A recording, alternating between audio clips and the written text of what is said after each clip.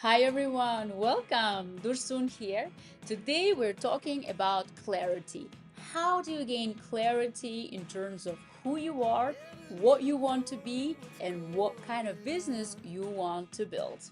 It is very difficult in this day and age to gain clarity in terms of what we want because there's a lot of information out there competing for our attention, telling us what we should be doing, and all the new and continuous trends that we feel pressure to keep up with.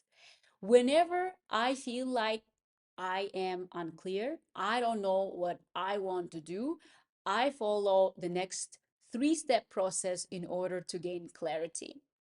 Number one, silence and cancel the outside noise. This is crucial because there are so many people, so many platforms constantly competing for our attention and bombarding us with a lot of information. Social media is a great tool for instant gratification as well as to constantly compare ourselves to other people, other entrepreneurs who seem to be much more successful and fulfilled in their business. In order to gain clarity, it's essential that you silence all of this noise and also external expectations of maybe people, friends, family, colleagues who want you to be in a certain way and do certain things. So for me, one thing that always works is nature, going to nature either for a walk or just sitting in silence and really grounding myself to understand who am I? What do I want?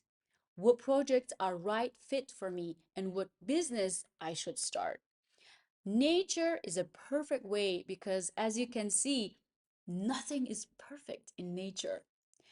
At the same time, everything is perfectly beautiful.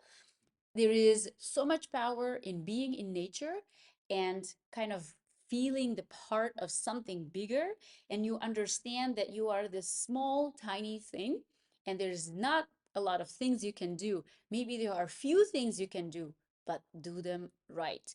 And to get into that clarity of space, you need silence and a bit of space where you can think clearly. The step number two, which is kind of a continuation of that, is then to shift your focus from outside to inside and to go really inwards in order to understand what you want. And this is essential again because oftentimes, myself included, we seek external answers and external validation, be it because we lack self-confidence and we are not certain in our abilities, or simply because we admire other people like experts and influencers, and they indeed have a lot of information and experience, so we tend to respect their opinion. For me, one thing I try to do consciously is whenever I have a question or topic at hand, I, instead of going looking online, looking through different resources, asking for other people's opinion, I try to think for myself. Even if I take 30 seconds, still I try to answer this question for myself. What do I think? Where do I stand? What is my gut feeling, right? Whenever you have something, maybe a new business idea that pops up, you're like, how do I feel? How does my body react? So I think it's important to pay attention to these inner voices, inner feeling, and your own opinion before you rely on external people. And the step number three is knowing yourself, being clear in terms of who you are at your core. What are your values? The values that drive you and make you who you are. This is essential because your values, believe it or not, want it or not, they drive you. They influence your decisions, your actions, and your behavior. So it's important to know what you are at your core. And for me, this is a constant journey, I must admit, because self-reflection, self-knowledge is crucial. And we are dynamic. We're not constant, right? We change, our opinions change, values stay the same for the most part, but we change and evolve. So it's important to reflect on continuous basis.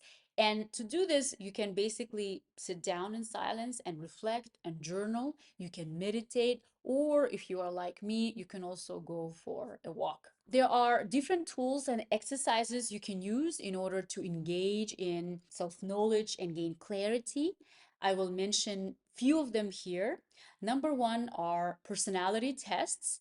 There are many different tests out there. One word of caution is don't take them as prescriptive, as if they define you. Take them and look at them as giving you a structure and the vocabulary to describe who you are and what strengths you might have. Some of the personality tests I did recently and I really like are: one is the Four Tendencies test, which is by Gretchen Rubin. This really helps you understand where you are in terms of how you respond to expectations, be it outside expectation like meeting a deadline, or inside expectation such as building your dream business. And there are four types of tendencies that people tend to engage in when it comes to expectations. You might be either an upholder, questioner, rebel, or obliger. In my case, I'm a rebel, and this was a great revelation. But at the same time, I kind of knew this side about me, but I didn't know, I didn't have the words to describe it. Whenever there is a new idea for a business or a project or a collaboration, be it coming from outside or coming from inside, I need a clear reason, convincing reason why I should be joining them. The second tool that I find very useful, I've done it in the past and I recently did it again, is called it's called Ikigai, but it's wrong to call it Ikigai because Ikigai is a Japanese concept which translates as reason for being. And this Venn diagram was developed in order to find your purpose, to understand, especially in terms of professional purpose. And at some point, someone called it, referred to this area as Ikigai, and that's how a lot of people know.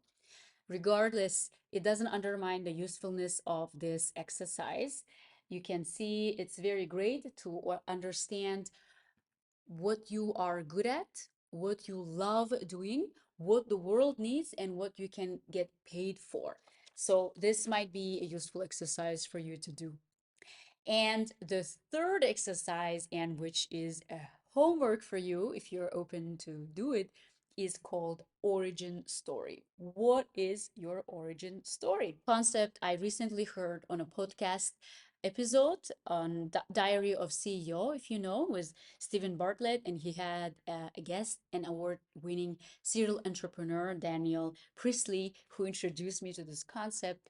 The origin story is about thinking back when you were little and to reflect and remember all the activities that you did since you were little. Likely, there were certain, very few activities that you did when you were little, and you continued to do them, to engage in them throughout your adulthood and professional career. This might also include some skills, expertise, personality traits, and values that you developed throughout these years. And for me, there were two things I did and I continue doing, which are sales and education.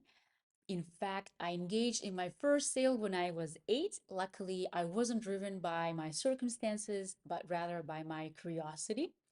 And I did sales in one shape or form in different countries, in different roles, and in different places. And that was kind of interesting to understand that that's something that I've been actually doing, maybe unconsciously, but I was engaging in different sales roles.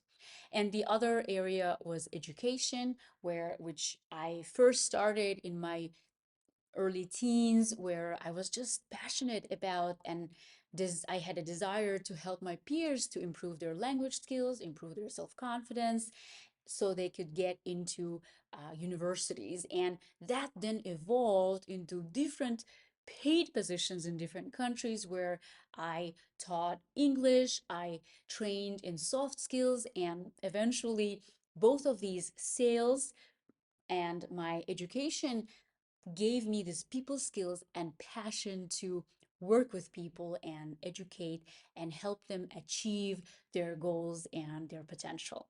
This is how I ended up in coaching and training. So do this exercise for you too, because you might discover something new or have a new perspective on things that you already know. As always, if you want, please share your results with me. Tell me your origin story. You can do so in the comments below or connect with me on social media and DM me. That's it from me. I hope you found these exercises useful and they help you gain clarity in terms of what you want to build.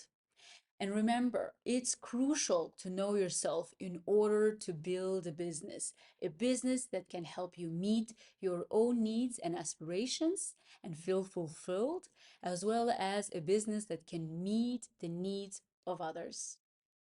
I look forward to seeing you in my next video. Stay safe and good luck with getting clarity one day and one step at a time. Bye.